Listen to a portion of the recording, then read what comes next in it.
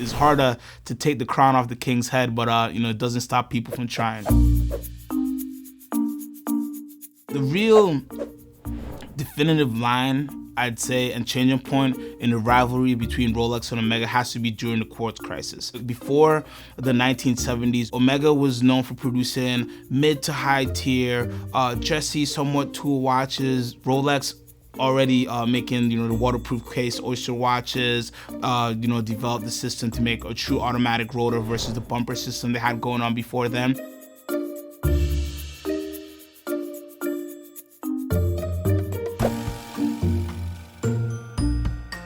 So both brands are really coming blow for blow with cool patents, cool watches, and really establishing themselves of watches of the everyday person, the everyday watch lover. You slide into the 70s and quartz crisis, and an interesting thing happens. So Rolex, as most should know, is owned by a foundation. So they are basically an unsellable entity. They work for themselves. They're actually on a side note, one of the biggest charity donators in the world, but this means that they can kind of stay their own course. There's no reason, there's no board of directors, there's no investors that they need to pander to. So we saw during the quartz crisis where a lot of brands were jumping into making battery watches and digital display watches. Rolex just kind of kept doing the same old thing that they've been doing, and making really nice, high quality mechanical watches that were meant to be tools or dress watch, just everyday wear pieces. From the 70s to the 80s to the early 90s, you see them kind of get into that luxury space where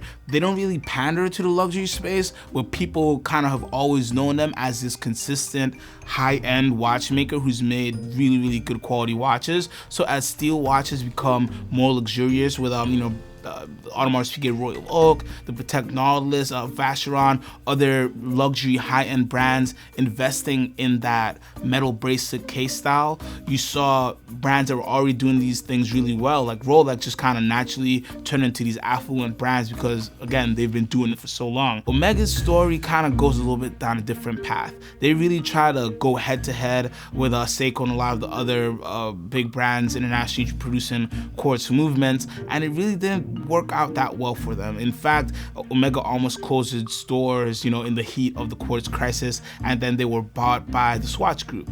This is great because it saves Omega as a brand that we knew and really kept propelling what they had forward.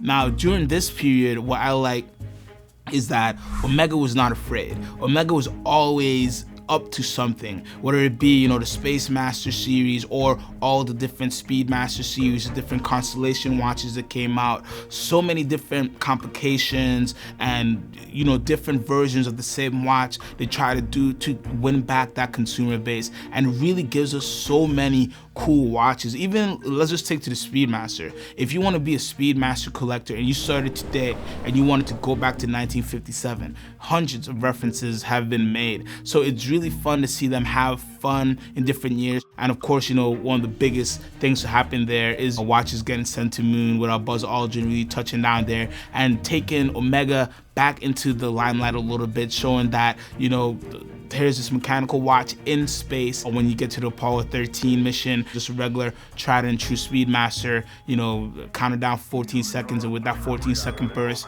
we got the astronauts home. Apollo 13 is descending through 2000.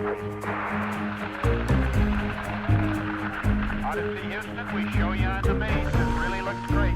You know, we always know Rolex for the Submariner, we're always known for the Datejust and Daytona, and in my opinion, especially when you talk late 1990s, early 2000s to now, you can really look at both brands and see that Omega, while, you know, it's still a strong player in the game, is still trying to take the crown off the king's head. I think as consumers and collectors, we really do benefit the most from this rivalry. Both brands going back to back has not only elevated the two brands, but the whole industry. I'm CQ, and that was my take on the Rolex and Omega rivalry.